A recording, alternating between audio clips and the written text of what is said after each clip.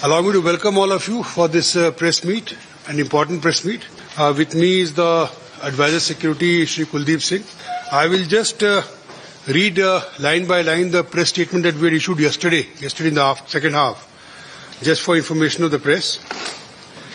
The release is dated 28th May. It says that organized as part of normalcy restoration process, the Shiroi festival at Ukhrul attracted about 1.7 lakh people.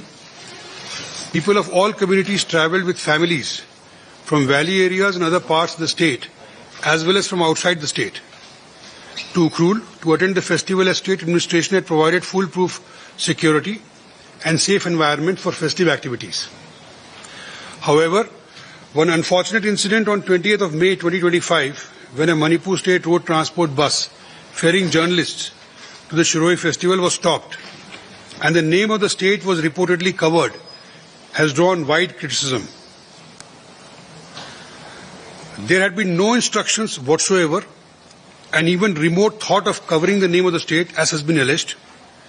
This has been amply clarified by the state government as well as by the responsible political leadership.